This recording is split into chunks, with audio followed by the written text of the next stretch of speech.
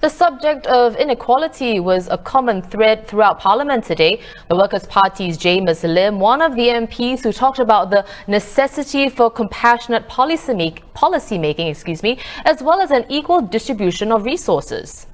It actually warms my heart that in this very house, others in the PAP ranks have in fact echoed a lot of these sentiments about compassion. So in fact, you could even say that they have become PAP light, WP like, excuse me. The hard truth is, though, inasmuch as we have indeed progressed over the past few decades, the gains from this progress have not been equally shared across society. The people are losing patience. I speak with residents, many who are modest and unassuming, who nevertheless feel crushed by the dual weight of high costs and low wages. The viability of a minimum wage in the Singaporean context was also hotly debated by various MPs today. That's right. Well, Minister of State for Education and Manpower Gan Xiao Huang and Senior Minister Tharman Shanmugaratnam, amongst others, engaging Mr. Lim on the subject. Here's what Mr. Lim first said in his speech. We have a form of minimum wage policy via the progressive wage model. Yet, until recently, we had deemed it unwise to make it universal, and still dress the policy with so many additional conditions that the incentives for upskilling turn into loopholes that employers use to retain workers on the lowest rung of wages.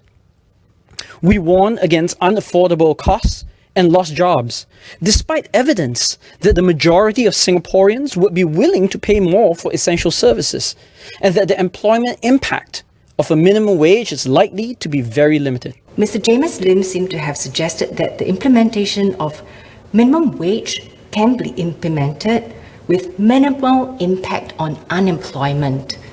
I beg to differ.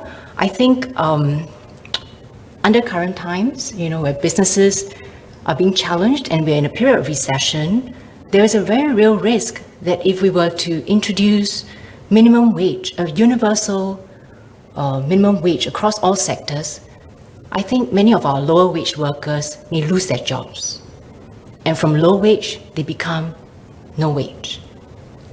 There are unintended consequences of some policies with good intent, but I think we must understand the context and the circumstances that we are in so that we do not unintentionally cause more distress to our lower wage workers. First, I would like to say, on behalf of the government, that we do believe that it is important to raise the wages of our lowest paid workers. I would not exaggerate the differences between the PWM model and the minimum wage model. The PWM model is a minimum wage plus. I would like to suggest that none of us have a monopoly over compassion. Raising the standard of living of the poor is a complicated matter. And I say this, by the way, as an economist, as someone who studies overseas experience very carefully, and who, together with my colleagues, is a practitioner. How do we do it without losing that wage earner's ability to have the pride of having a job and earning a wage? Well, Assistant News Editor Lim Yen Liang joins us once more to further discuss what was raised in Parliament. So we saw a lengthy, heated exchange between Jamus Lim and several MPs.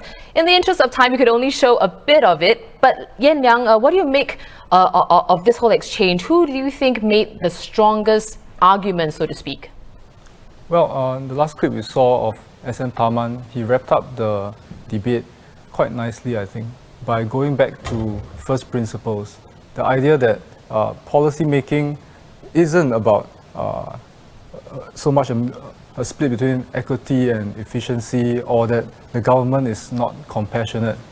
He, in essence, says that there is no one has a monopoly on compassion, and what he means by that is that the government is always trying its best to lift up the low wage earner.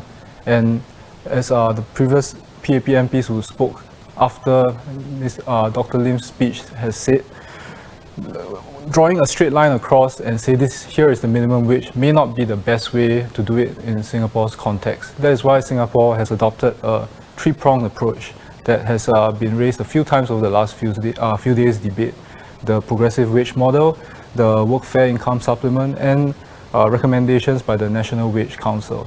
Another speaker who made some good points was Mr. Sito Ipin, who asked for a clarification by Dr. Lim about what he meant by the government having an infinite horizon. You know, you should borrow when interest rates are low and put it towards investments that may give you higher interest rates. So he gets across the government's point that few countries, or in fact maybe no other country other than Singapore, has been able to put out a budget of 100 billion without having to borrow. And the point is that borrowing is bad if you have an option of using your savings, and that is why we shouldn't touch our savings unnecessarily. So that little exchange gets across the fundamental differences in views between Dr. Lim and the PAP, which is that the reserves are a very important rainy day fund, or what PM called the coffin fund for Singapore, and as such we should not be using it unless there is no other option.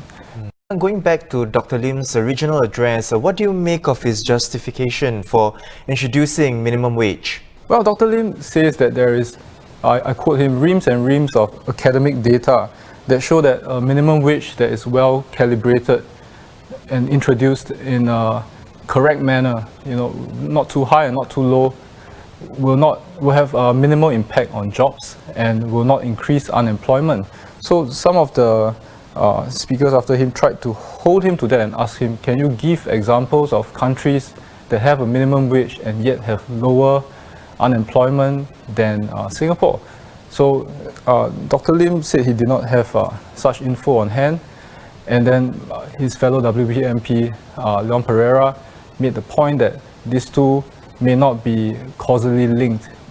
So his point is that if you have a progressive wage model that is sector specific, only certain sectors there is a minimum wage plus, whereas other sectors do not have such protections, there will be substitution, which is that he's arguing that workers will jump to the sectors with protection.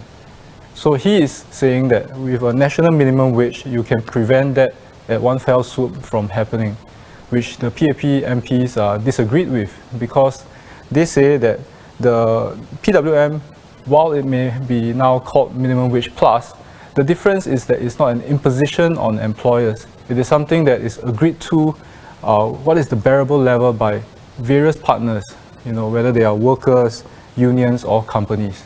So it's something that is negotiated for, and it's something that has to be worked and pushed to be expanded over time to the various sectors.